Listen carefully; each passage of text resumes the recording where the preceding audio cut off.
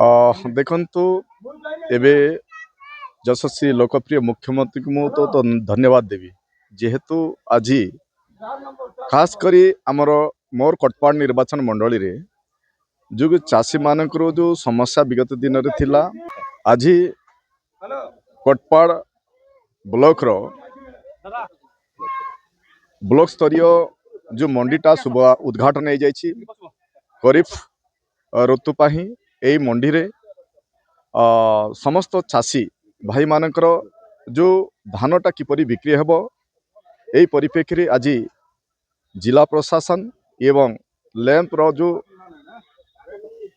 କର୍ମଚାରୀଙ୍କ ତତ୍ତ୍ୱାବଧାନରେ ଆଜି ମଣ୍ଡିଟା ଶୁଭ ଆରମ୍ଭ ହୋଇଯାଇଛି।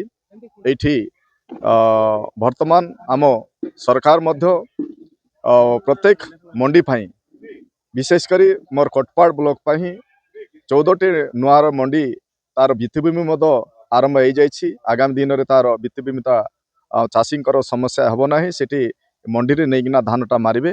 ଏବଂ ମୁଁ ମଧ୍ୟ ଚାଷୀଙ୍କୁ କହିଛି ଯେହେତୁ ଆମେ ଭଲ ଧାନ ଦେବା ଏବଂ ଭଲ ପଇସା ପାଇବା, ଯେହେତୁ ଭାରତୀୟ ଜନତା ପାର୍ଟି ସରକାର ଆସିଲା ପରେ ଏଠି ଇନପୁଟ୍ସ ସହାୟତା ରାଶି ଯେଉଁ ଅଛି ପ୍ରତ୍ୟେକ କୁଇଣ୍ଟାଲ ପିଛା 800 ଟଙ୍କା ଦେଉଛନ୍ତି।